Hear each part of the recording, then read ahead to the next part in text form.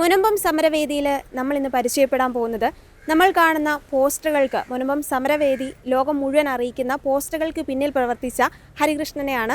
നമ്മളെല്ലാവരും കാണുന്നുണ്ട് പോസ്റ്ററുകൾ, അതും വളരെ മനോഹരമായിട്ട് ആൾക്കാർക്ക് വളരെ അട്രാക്റ്റീവായിട്ടുള്ള ഒരു പോസ്റ്റർ തയ്യാറാക്കുന്നതിന് പുറകിൽ ഹരികൃഷ്ണനാണെന്ന് ഞങ്ങൾക്ക് ആർക്കും അറിയത്തില്ലായിരുന്നു.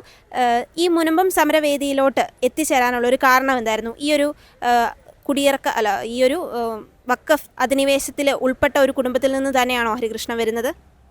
അതെ, ഞങ്ങളുടെ കുടുംബം ഇതിൽപ്പെടുന്നതാണ്. അപ്പം പിന്നെ ബെന്നിച്ചേട്ടനാണ് ഇങ്ങനെ ഓരോ സഹായങ്ങളൊക്കെ ഇങ്ങനെ ചെയ്തു നോക്കുന്നൊക്കെ പറഞ്ഞത്. അപ്പം ഒരു ആദ്യമായിട്ട് ചെയ്യണതിൻ്റെ ഒരു ഇതുണ്ടായി. പിന്നെ അത് എല്ലാവർക്കും ഇഷ്ടപ്പെട്ടെന്ന് പറഞ്ഞപ്പോൾ അതിൻ്റെ ഒരു കോൺഫിഡൻസ് വീണ്ടും ചെയ്യാൻ ഒരു ഇത് കിട്ടി. ഹരികൃഷ്ണൻ ചെയ്യുന്നത് എല്ലാവർക്കും ഇഷ്ടപ്പെടുന്നുണ്ട്, എല്ലാവരിലേക്കും എത്തുന്നുണ്ട്. അപ്പോൾ ഈ പഠനത്തിൻ്റെ ഇടയ്ക്ക് എന്താണ് പഠിച്ചത്? ഞാൻ +2 കമ്പ്യൂട്ടർ സയൻസ് ആയിരുന്നു. അപ്പോൾ അത് കഴിഞ്ഞിട്ട് ഞാൻ ഇപ്പോൾ ഡിസൈനിങ് പഠിച്ചുകൊണ്ടിരിക്കണം. അപ്പോൾ അതിൻ്റെ ഇടയ്ക്ക് ഇങ്ങനെ ചെയ്ത് കൊടുക്കുന്നുള്ളൂ. എല്ലാവരുടെ ഒരു അഭിപ്രായം എങ്ങനെയാണ്? അത് ഈ സമയത്തിന് പഠിച്ചുകൊണ്ടിരിക്കുന്നതിൻ്റെ ഇടയ്ക്കും മുനമ്പം സമരവേദിയുടെ ഭാഗമാകാൻ സാധിക്കുന്നുണ്ടല്ലോ, അതിലെന്താണ് പറയാനുള്ളത്?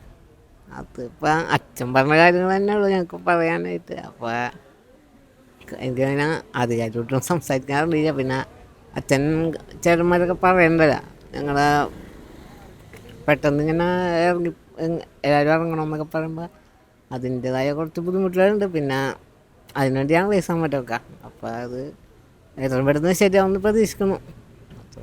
ഇപ്പം നമ്മുടെ ഒപ്പം ഹരികൃഷ്ണൻ്റെ അച്ഛനും ഉണ്ട്. ചേട്ടൻ്റെ പേരെന്താണ്? ഷിബു. ഇവിടെ അടുത്ത് തന്നെയല്ലേ താമസിക്കുന്നത്? അപ്പോൾ എങ്ങനെയാണ് മകൻ്റെ ഈ ഒരു കഴിവ് നമ്മുടെ സ്വന്തം നിലനിൽപ്പിന് വേണ്ടിയുള്ള സമരത്തിൽ ഉപയോഗപ്പെടുത്താമെന്നുള്ളൊരു ചിന്ത വന്നത്? അത് ഈ സമരസമിതിയുടെ ആൾക്കാർ തന്നെ ഇവനിങ്ങനെ ഇതിനാണ് പഠിക്കണമെന്ന് പറഞ്ഞപ്പോൾ ഓരോ കാര്യങ്ങൾ ഇവനെ കൊണ്ട് ചെയ്യിപ്പിച്ച് നോക്കി അങ്ങനെ റെഡിയായി വന്നതാണ് കാര്യങ്ങളൊക്കെ. ഇപ്പോൾ സമരം ഇങ്ങനെ മുന്നോട്ട് പോയിക്കൊണ്ടിരിക്കുകയാണ് കുറേ നാളുകളായി. അപ്പോൾ നിങ്ങളൊരു പ്രതീക്ഷയിലൂടെയാണ് മുന്നോട്ട് പോകുന്നത്. സർക്കാരിൻ്റെയും മറ്റുള്ളവരുടെയും ഭാഗത്തു നിന്നുള്ളൊരു പ്രതികരണം എങ്ങനെയാണ്?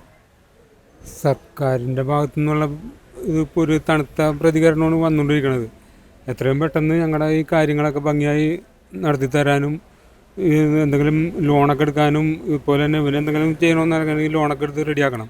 അപ്പോൾ അതിനുവേണ്ടി ഇതൊക്കെ വെക്കണമെന്നുണ്ടെങ്കിൽ എത്രയും പെട്ടെന്ന് ഈ റവന്യൂ അവകാശങ്ങളൊക്കെ പുനഃസ്ഥാപിച്ച് കിട്ടണമെന്നുള്ള വളരെ കഷ്ടപ്പെട്ട് ജീവിക്കുന്ന ഒരു തീരദേശ ജനതയാണ് മുനമ്പം ജനത. പക്ഷേ അതേസമയം വഖഫ് അതൊന്നും അവരുടെ ഒരു അധിനിവേശം വളരെയധികം നിങ്ങളെ ബാധിച്ചിട്ടുമുണ്ട്. ഈ ഒരു ഘട്ടത്തിൽ സർക്കാരിനോട് എന്താണ് പറയാനുള്ളത്? സർക്കാരിനോട് ഞങ്ങളുടെ ഈ അവകാശങ്ങളൊക്കെ എത്രയും പെട്ടെന്ന് തന്നെ ഇതൊന്ന് നേരെയാക്കി തരണം. ഞങ്ങൾക്ക് ഇവിടെ ജീവിക്കാനുള്ള സ്വാതന്ത്ര്യത്തോടുകൂടി ജീവിക്കാനുള്ള ഒരു ആവശ്യമാണ് സർക്കാരിനോട് പറയാനുള്ളത്.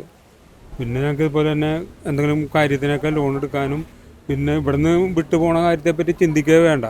ഇവിടുന്ന് ഞങ്ങൾ പോകാൻ ഉദ്ദേശിക്കണമില്ല.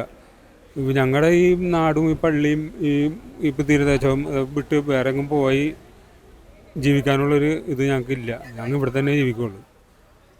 ഒരു തീരദേശ ജനതയിലെ സാധാരണക്കാരൻ്റെ ശബ്ദമാണ് നമ്മൾ കേട്ടത്. ഹരികൃഷ്ണനിലേക്ക് തന്നെ തിരിച്ചു വരികയാണെങ്കിൽ, ഹരികൃഷ്ണൻ ഒത്തിരി പേരുടെ ഇതുപോലെ നമ്മുടെ അടുത്ത് ബുദ്ധിമുട്ടുന്നവർ ഒത്തിരി അധികം ആൾക്കാരുണ്ട്. അവർക്കെല്ലാം സപ്പോർട്ടായിട്ട് ഹരികൃഷ്ണൻ്റെ ഒരു പ്രവൃത്തി, അതായത് ഗ്രാഫിക്സിലൂടെ ഹരികൃഷ്ണൻ നടത്തുന്ന വലിയൊരു കാര്യമാണ്.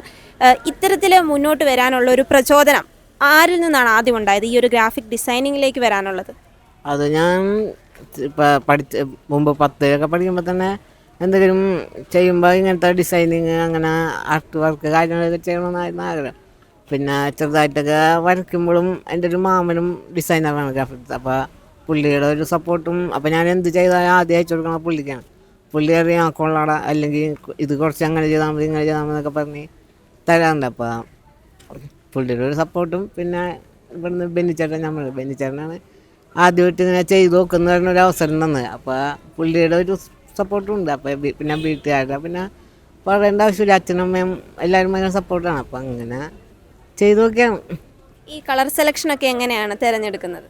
സത്യം പറഞ്ഞാൽ അത് ഒരു വീഡിയോസൊക്കെ നോക്കി തന്നെയാണ് ഞാൻ നമ്മുടേതായിട്ട് തിരഞ്ഞെടുക്കും. പിന്നെ കൂടുതലും അവർ തന്നെ ആ ചേട്ടനാണ് എന്നോട് കൂടുതലും കളർ അങ്ങനെ കൊടുത്തോക്കാം ഇങ്ങനെ കൊടുത്തോക്കാം എന്നൊക്കെ പറയണം.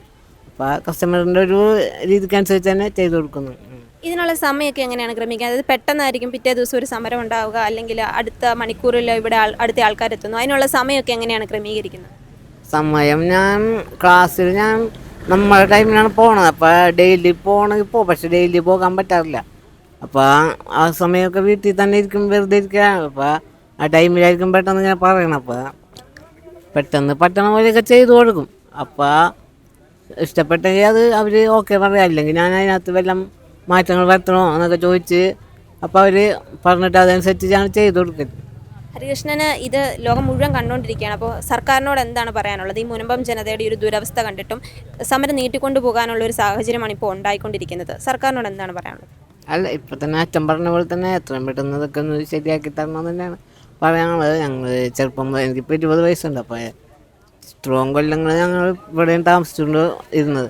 പെട്ടെന്ന് ഇവിടെ നിന്ന് ഇങ്ങനെ പോകാമെന്ന് വെച്ചാൽ അത് നടക്കുന്ന കാര്യമില്ല. പിന്നെ ഇപ്പോൾ ഇവിടുത്തെ ഒരു ഭൂരിഭാഗം പേരും, അച്ഛനടക്കം എൻ്റെ ഭൂരിഭാഗം പേരും ഇവിടുത്തെ കടലിൻ്റെയും ഹാർബറിനെയൊക്കെ ആശ്രയിച്ചാണ് ജീവിക്കുന്നത്. പെട്ടെന്ന് അവരെ കൊണ്ട് അങ്ങനെ പോകാൻ സാധിക്കില്ല. അപ്പോൾ മാറാൻ പറ്റില്ല എന്ന് തന്നെയാണ് എത്രയും പെട്ടെന്ന് ശരിയാക്കി തരാൻ തന്നെയാണ് സർക്കാരിനോട് പറയുന്നത്.